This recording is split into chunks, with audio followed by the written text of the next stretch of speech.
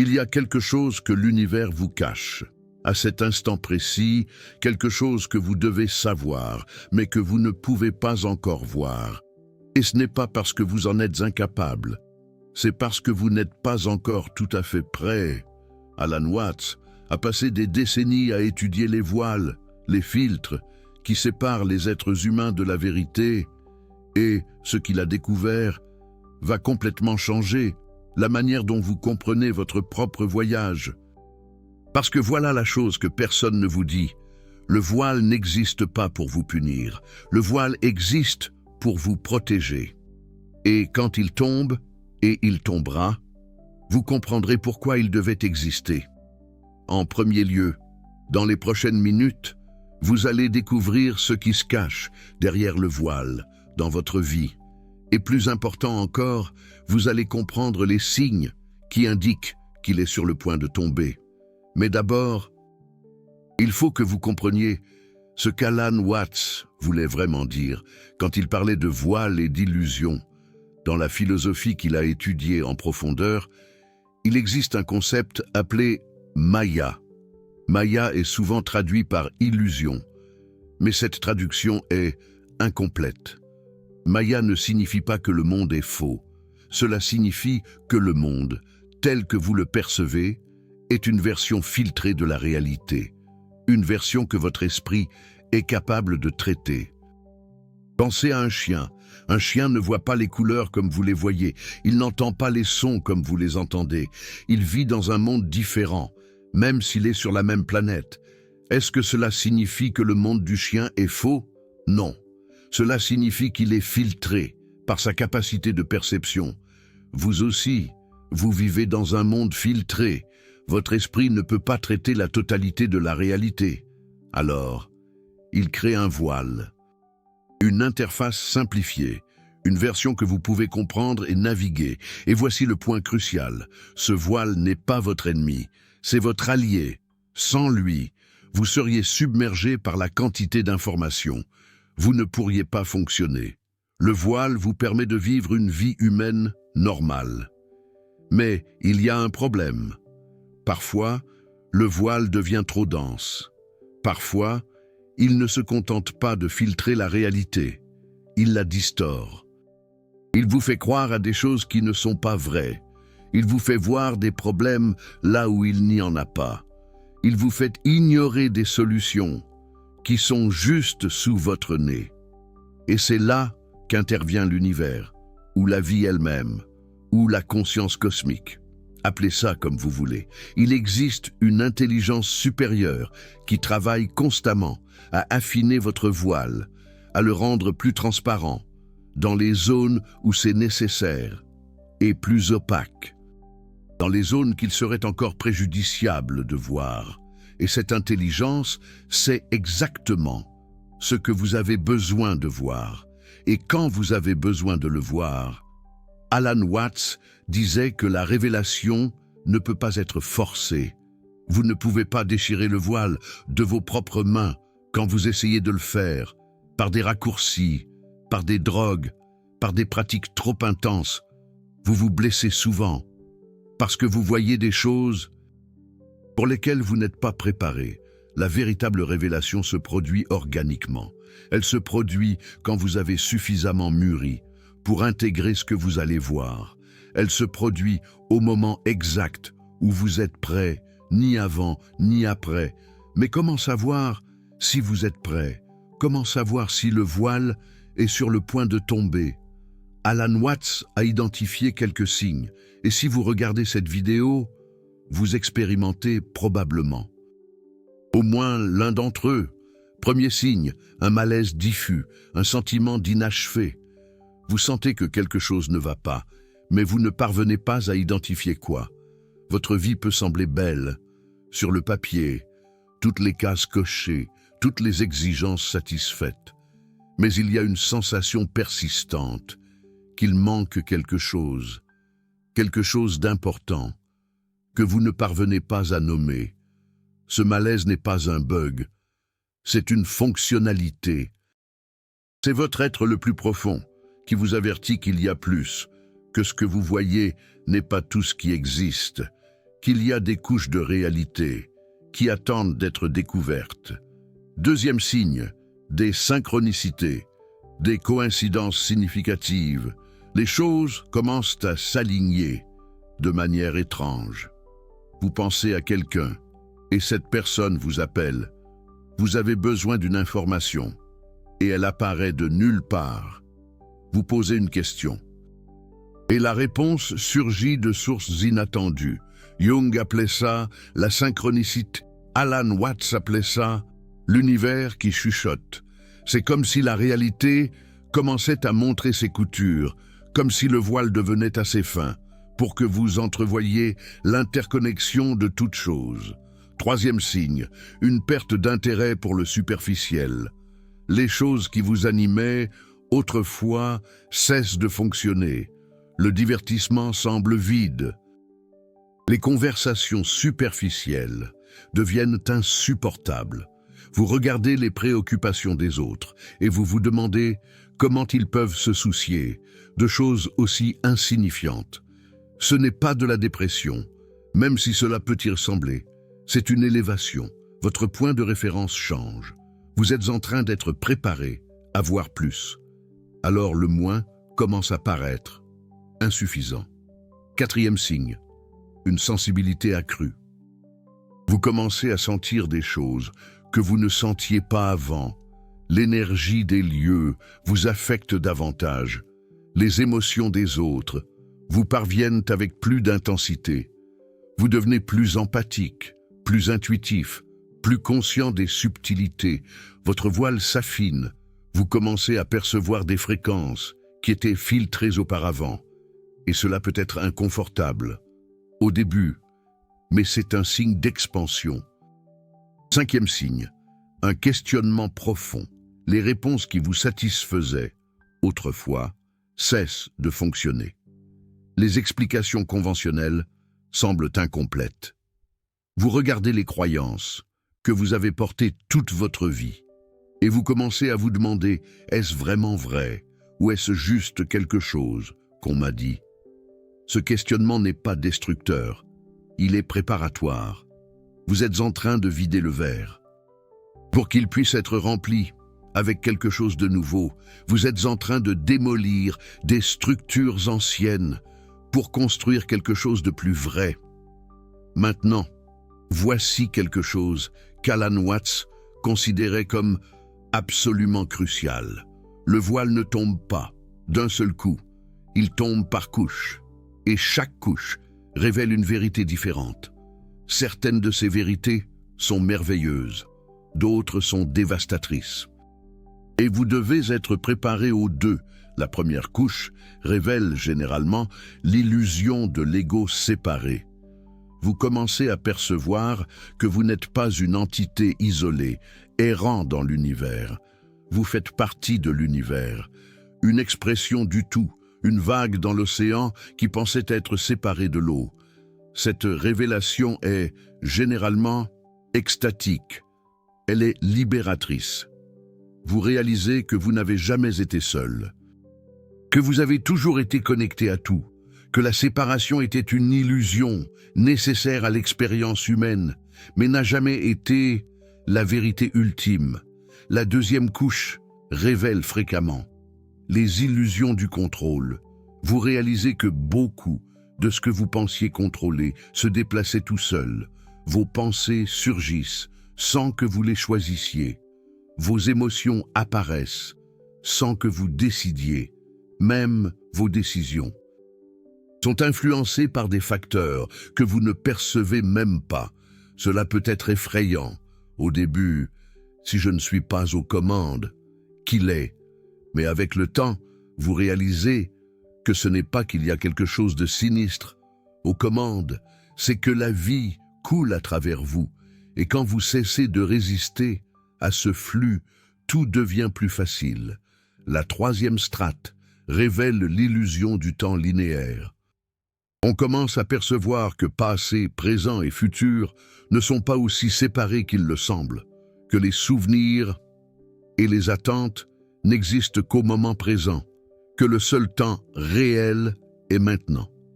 Cette perception change votre relation avec le regret et l'anxiété. Si le passé n'existe que comme souvenir dans le présent, vous pouvez le resignifier. Si le futur n'existe que comme imagination dans le présent, vous pouvez le façonner.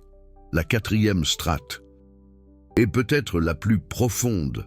Elle révèle que vous n'êtes pas seulement une partie de l'univers. Vous êtes l'univers, expérimentant l'univers. Non dans un sens égoïque, non dans le sens où vous contrôlez tout, mais dans le sens où la même conscience qui imprègne l'univers est la conscience qui regarde à travers vos yeux. Maintenant, cette révélation est tellement radicale que l'esprit humain y résiste. Cela ressemble à de l'arrogance, cela ressemble à du blasphème. Mais les mystiques de toutes les traditions sont arrivés à la même conclusion. Moi et le Père sommes un, Atman et Brahman. La goutte retourne à l'océan et réalise qu'elle a toujours été l'océan. Mais voici le paradoxe qu'Alan Watts soulignait constamment: vous ne pouvez pas utiliser ces révélations comme échappatoire. Vous ne pouvez pas dire « je suis l'univers » et arrêter de vivre votre vie humaine.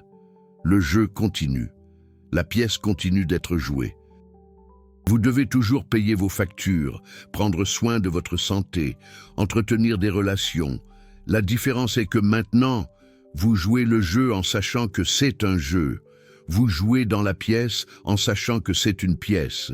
Et cela change tout, parce que la souffrance inutile vient de prendre le jeu trop au sérieux, d'oublier que c'est une pièce. Les maîtres zen avaient une expression pour cela. Avant l'illumination, coupe du bois, porte de l'eau. Après l'illumination, coupe du bois, porte de l'eau. Les activités sont les mêmes, mais la relation avec elles est complètement différente. Maintenant, parlons de pourquoi l'univers cache certaines choses, de vous spécifiquement. Ce n'est pas une punition, ce n'est pas un test arbitraire. Il y a une sagesse précise dans chaque voile, dans chaque dissimulation. Et quand vous comprenez cette sagesse, vous arrêtez de lutter contre le voile et commencez à coopérer avec lui. Alan Watts utilisait une analogie intéressante. Imaginez que vous jouez à un jeu de mystère, un de ces jeux où vous devez découvrir qui est l'assassin. Si quelqu'un vous donne la réponse dès le début, le jeu perd tout son intérêt. Le plaisir est dans la découverte. Le plaisir est dans le processus. Votre vie est un jeu de découverte. Et l'univers est le concepteur du jeu. Si toutes les réponses étaient données d'un coup, il n'y aurait pas de voyage, il n'y aurait pas de croissance, il n'y aurait pas la délicieuse sensation de finalement comprendre quelque chose qui était auparavant obscur. Chaque voile dans votre vie protège une révélation que vous allez encore avoir. Et cette révélation sera beaucoup plus significative parce que vous l'avez conquise, parce que vous avez mûri jusqu'à elle, parce qu'elle est venue au moment exact où vous pouviez l'intégrer. Mais il y a une autre raison pour que le voile existe, et celle-ci est plus subtile. Certaines vérités sont dangereuses lorsqu'elles sont mal interprétées. Certaines révélations peuvent être destructrices si elles viennent avant le temps. Et l'univers, ou l'intelligence cosmique, le sait. Pensez à la révélation que vous êtes, l'univers. Si cette perception vient à un ego immature, cela peut créer un monstre. Cela peut créer quelqu'un qui pense qu'il est au-dessus des lois, au-dessus des conséquences, au-dessus des autres êtres humains. L'histoire est pleine de personnes qui ont eu des aperçus de vérités spirituelles et les ont déformées pour servir leurs égos. Le voile vous protège des vérités pour lesquelles votre récipient n'est pas encore prêt. Il garantit que lorsque l'eau sera versée, le verre sera assez grand pour la contenir. Alors, quand vous regardez votre vie et voyez des choses que vous ne comprenez pas, des choix qui n'ont pas de sens, des événements qui semblent aléatoires ou cruels, rappelez-vous, il y a un voile. Et ce voile n'est pas votre ennemi, c'est votre protection. C'est la garantie que vous verrez ce que vous devez voir, quand vous devez voir. Mais, et si vous voulez accélérer le processus? Et si vous êtes impatient que le voile tombe? Alan Watts avait une réponse intéressante à cela. Il disait que l'impatience est elle-même une partie du voile. Le désir d'arriver là est ce qui vous empêche de réaliser que vous y êtes déjà. C'est comme chercher vos lunettes, alors qu'elles sont sur votre visage. La recherche frénétique vous empêche de voir que ce que vous cherchez est déjà présent. L'anxiété pour la révélation est elle-même le voile, qui obscurcit la révélation. Alors, que faire? Rien de spécial, et ce rien est la chose la plus difficile à faire. Wu Wei, l'action sans effort, ne pas forcer, ne pas pousser, ne pas essayer de déchirer le voile de vos propres mains. Simplement vivre, simplement être, simplement permettre à la vie de vous révéler ce que vous devez voir quand vous devez voir. Cela ne signifie pas passivité, cela ne signifie pas s'asseoir et attendre, cela signifie agir sans agenda caché, cela signifie faire ce qui est devant vous, sans calculer comment cela va vous mener à l'illumination.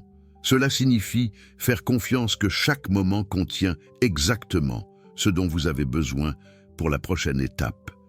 Maintenant, laisse-moi te raconter quelque chose qu'Alan Watts a observé dans ses années d'enseignement. Les personnes qui souffrent le plus sont celles qui luttent contre le voile, qui deviennent obsédées par le fait de voir ce qui est caché, qui transforment la recherche spirituelle en une guerre contre leur propre condition humaine.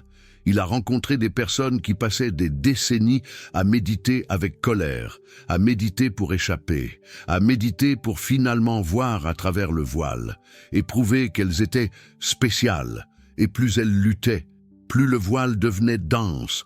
D'un autre côté, il a rencontré des personnes simples, sans aucune prétention spirituelle, qui vivaient avec une clarté extraordinaire, qui semblait voir à travers les illusions, sans effort, qui avait cette paix que tout chercheur désire. La différence? Les secondes n'essayaient pas, elles vivaient simplement. Et dans cette simplicité de vivre, le voile, naturellement, devenait plus fin. Il existe une histoire zen qui illustre cela parfaitement. Un moine a passé 20 ans à méditer dans une grotte, cherchant l'illumination. Quand il est finalement descendu de la montagne, pensant qu'il avait atteint quelque chose, une vieille femme sur la route a demandé « Pourquoi as-tu l'air si malheureux ?» Et dans cette simple question, 20 ans de pratique ont été exposés comme une fuite et non comme un éveil. Un autre moine a passé sa vie à balayer le sol d'un temple, n'a jamais rien cherché de spécial, n'a jamais pensé qu'il méritait des révélations, a juste balayé, et un jour, en balayant, le manche du balai a heurté une pierre, a fait un son, et tout s'est révélé. Des décennies de simplicité ont culminé en un instant de clarté totale. La différence n'était pas dans la pratique, elle était dans l'attitude. Le premier fuyait la vie, utilisant la spiritualité comme un bouclier. Le second était totalement présent dans la vie et la spiritualité a coulé naturellement. Lequel des deux avez-vous été? Mais attendez, parce que ici, la chose devient encore plus intéressante. Alan Watts parlait de moments où le voile devient temporairement fin, des moments où vous apercevez quelque chose au-delà. Ces moments sont des cadeaux, des apéritifs de ce qui est à venir, et si vous y prêtez attention, vous réaliserez qu'ils se produisent déjà dans votre vie. Pensez à un moment de beauté absolue, un coucher de soleil qui vous a arrêté en pleine rue, une musique qui vous a fait pleurer sans raison, un regard échangé avec un inconnu qui semblait contenir tout l'univers. Dans ces moments, le voile est devenu fin. Vous avez vu quelque chose qui est normalement caché. Pensez à un moment de connexion profonde, une conversation qui a transcendé les mots, une étreinte qui semblait dissoudre les frontières entre vous et l'autre, une sensation d'appartenir à quelque chose de bien plus grand que vous. Dans ces moments, l'illusion de la séparation s'est brièvement dissoute. Pensez à un moment de flow, quand vous étiez tellement absorbé par quelque chose que vous vous êtes oublié vous-même, quand le temps a cessé d'exister, quand il n'y avait ni observateur ni observé, seulement l'expérience pure. Dans ces moments, l'ego a fait une pause et vous avez expérimenté la vie sans le filtre du moi. Ces moments sont des révélations partielles. Ce sont des fissures dans le voile et ils se produisent beaucoup plus fréquemment que vous ne le réalisez. La question est, y prêtez-vous attention? Alan Watts suggérait une pratique simple. À la fin de chaque journée, avant de dormir, remémorez les moments où le voile est devenu fin. Les moments de beauté, de connexion, de présence, pas pour les analyser, pas pour essayer de les reproduire, mais simplement pour les reconnaître, pour les remercier. Cette pratique fait quelque chose d'intéressant. Elle entraîne votre attention à remarquer ces moments pendant qu'ils se produisent. Et plus vous les remarquez, plus ils semblent se produire.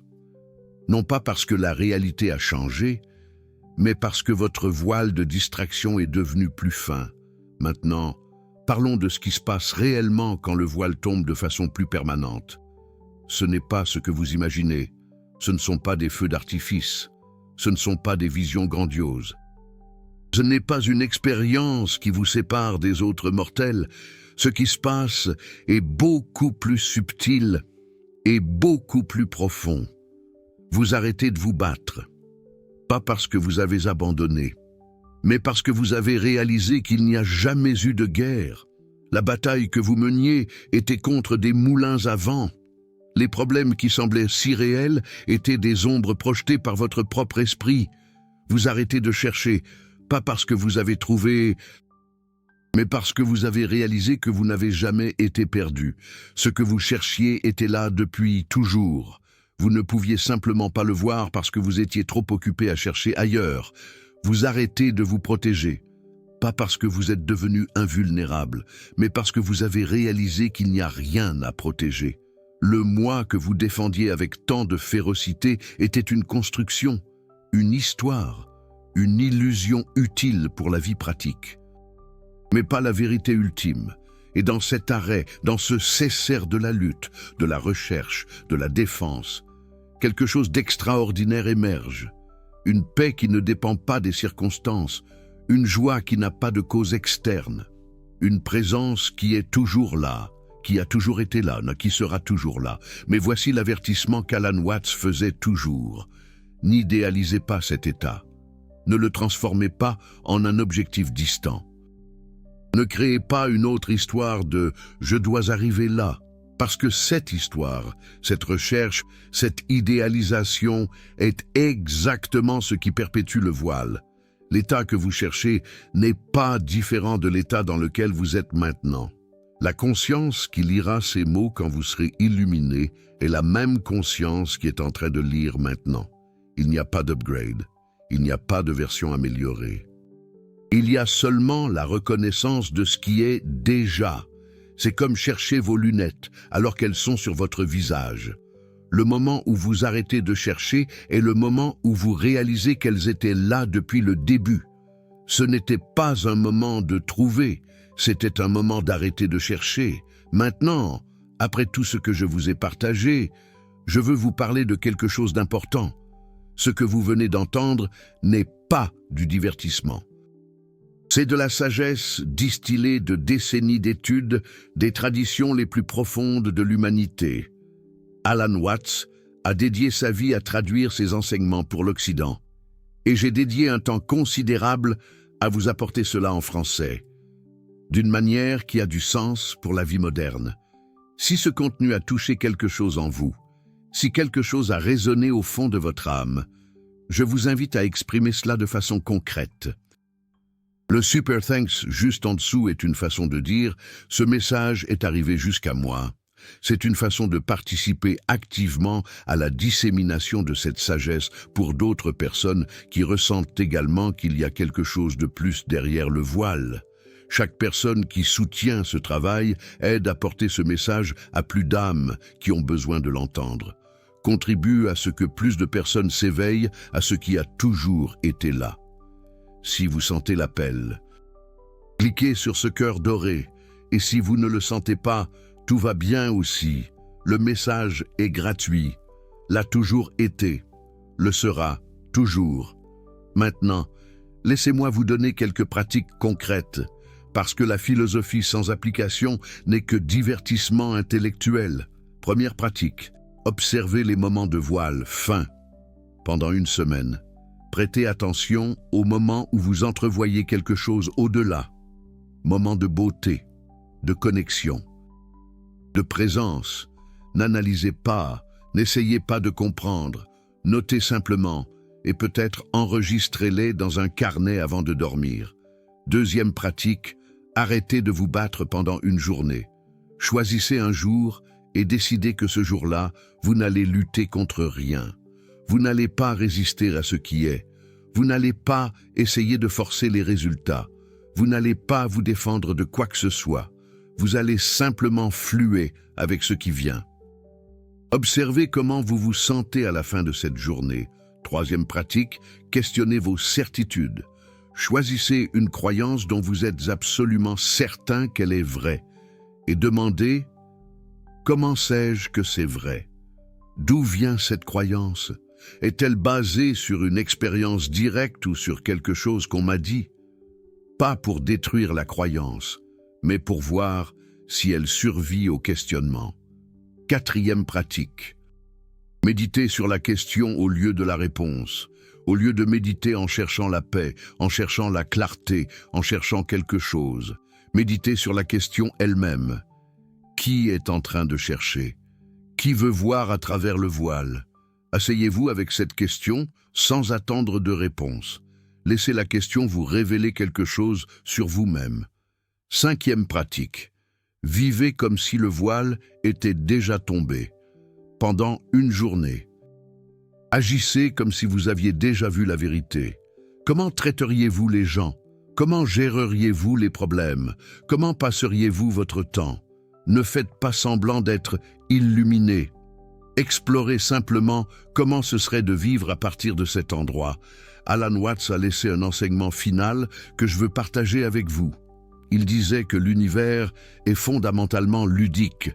Ce n'est pas un test, ce n'est pas une punition. Ce n'est pas une école où vous devez réussir pour mériter quelque chose de mieux. C'est un jeu, une danse, une célébration de l'existence. Le voile fait partie du jeu. Il crée le mystère qui rend la découverte possible, sans voile, sans cache-cache, sans la délicieuse tension de ne pas savoir. Le jeu perdrait toute sa grâce. Alors, quand vous contemplez votre vie et que vous voyez tout ce que vous ne comprenez pas encore, tout ce qui reste voilé et tout ce qui n'a pas encore été révélé, ne soyez pas frustrés. Soyez curieux, soyez reconnaissants pour le mystère, parce que le mystère est ce qui rend la révélation possible, et la révélation est en route. Elle est toujours en route. À chaque instant, quelque chose se révèle. À chaque respiration, le voile devient un peu plus fin. À chaque expérience, vous vous rapprochez un peu plus de la vérité qui a toujours été là. Vous n'avez pas besoin de faire quoi que ce soit de spécial pour le mériter. Vous n'avez pas besoin de devenir quelqu'un d'autre. Vous n'avez pas besoin de conquérir quoi que ce soit. La révélation est votre droit de naissance. C'est la nature de la vie elle-même qui cherche à se connaître à travers vous. Faites confiance au processus. Faites confiance à l'univers. Faites confiance au voile qui existe pour vous protéger et qui tombera quand vous serez prêt. Parce que vous êtes plus près que vous ne le pensez. Le voile est plus fin qu'il n'y paraît. Et ce qui se trouve de l'autre côté est plus merveilleux que vous ne pouvez l'imaginer. Mais voici le paradoxe final, et c'est la partie qui relie tout.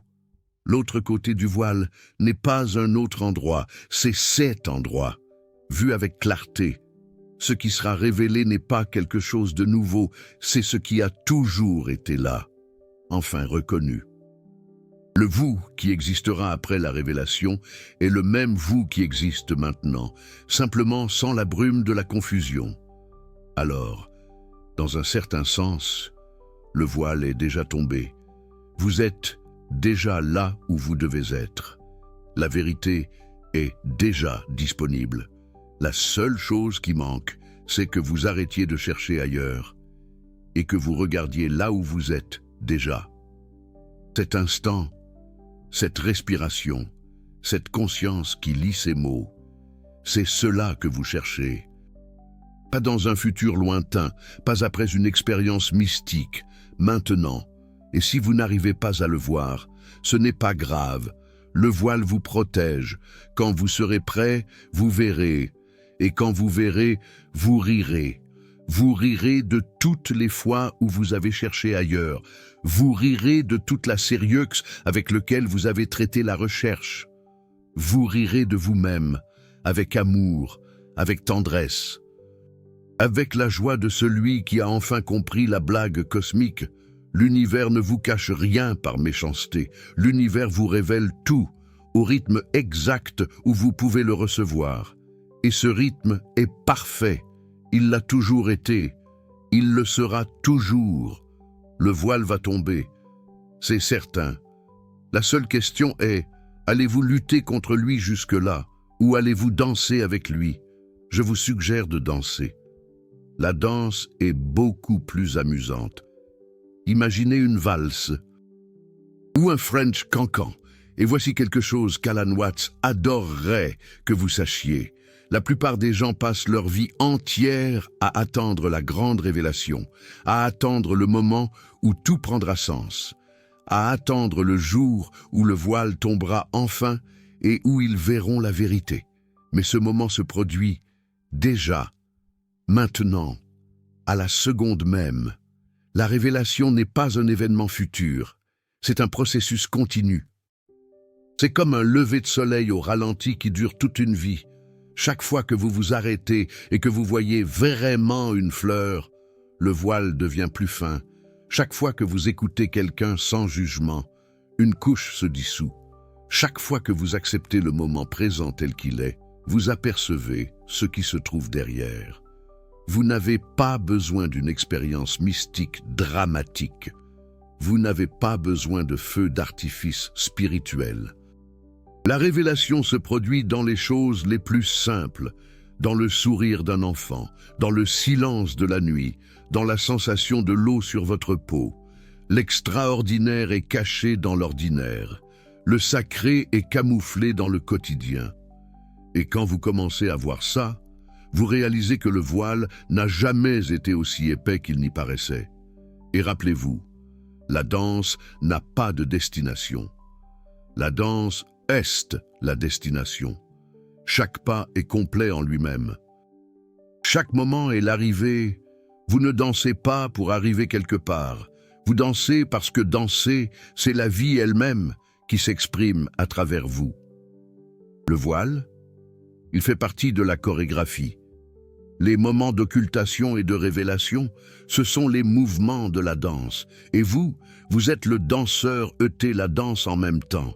Il n'y a jamais eu de séparation.